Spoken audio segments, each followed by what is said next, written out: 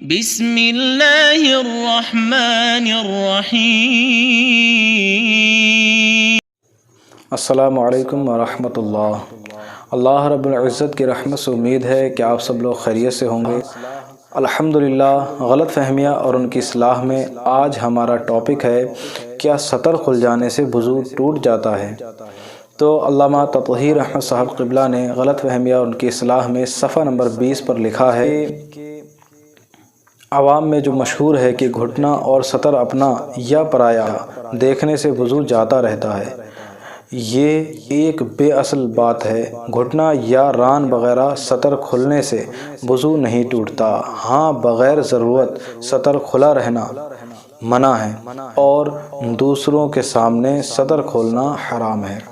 امام اہل سنت رضی اللہ تعالی عنہ فتاوی رضویہ جدید جلد نمبر 1 صفحہ نمبر 352 میں ارشاد فرماتے ہیں کہ بلا ضرورت کسی دوسرے کے سامنے سطر یعنی اپنا گھٹنا کھولنا حرام ہے۔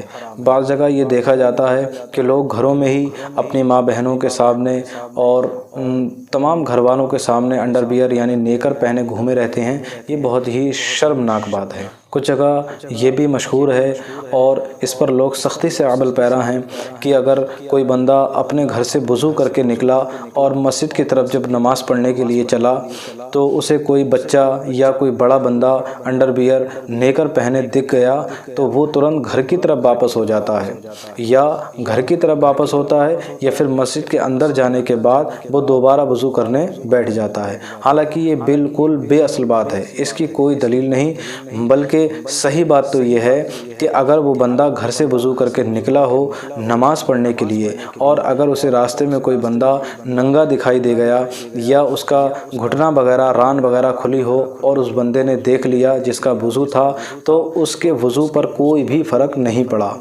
حالانکہ لوگ اس پر بہت سختی سے عمل کرتے ہیں کہ یا تو واپس گھر آ کر دوبارہ وضو بناتے ہیں یا پھر مسجد کے اندر جا کر کے دوبارہ وضو کرتے ہیں، اس کے بعد میں وہ نماز پڑھتے ہیں۔ یہ بالکل غلط ہے۔ ایسا بالکل جن لوگوں کے دل و دماغ میں یہ بات گھر کر گئی ہو کہ ہمارا وضو ٹوٹ جاتا ہے، تو شریعت کے حساب سے اگر آپ دیکھیں گے تو اس کے وضو پر کوئی فرق نہیں پڑا۔ ہاں، بلا وجہ اگر کوئی بندہ اس طرح گھومتا پھرتا ہے تو یہ اس کے لیے گناہ کا کام ہے۔ اسے محبت کے ساتھ سمجھایا جائے کہ بھائی یہ بہت بڑا گناہ ہے، بلکہ گھر میں بھی اس طرح کا عمل نہیں کرنا چاہیے۔